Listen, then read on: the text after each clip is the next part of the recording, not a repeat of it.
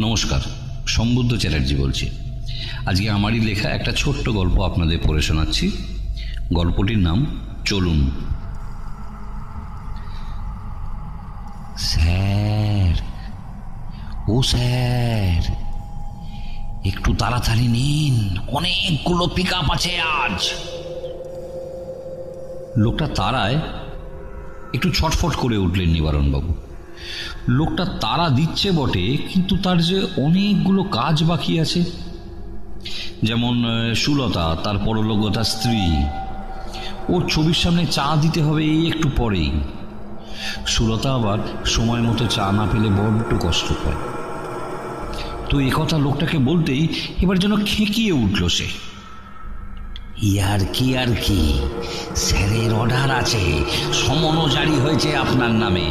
দোষ করার সময় মনে ছিল না? এখন চলুন তাড়াতাড়ি। দোষ? বেশ অবাক হলেন নিবারণবাবু। তিনি একা থাকেন বলে পাশের ফ্ল্যাটের বোসগিন্নি মাঝে সাঝে এটা ওটা দেন খেতে। তো আজও পাকা কাতলার তেলতেলে ঝোলটা দিয়েছিলেন। তিনিও বেশ মন ভরে খেয়েছিলেন। একটুখানি সুলতাকেও দিয়েছিলেন ওর ছবির সামনে। তবে কি? এবার লোকটা ঝাঁঝিয়ে উঠল। হ্যাঁ, ওই কাতলার ঝোলেই গ্যাস হয়ে আপনার হৃদযন্ত্র ধর্মঘট করেছে এই একটু আগে। এবার চলুন দেখি, আপনাকে তুলে আবার সেই নর্থ ক্যালকাটা যেতে হবে। এই ডিউটি দেওয়ার সময় অ্যাডমিন না কিচ্ছু দেখে না। কোথায় টালিগঞ্জ, কোথায় বাগবাজার, ফেড আপ হয়ে গেলাম।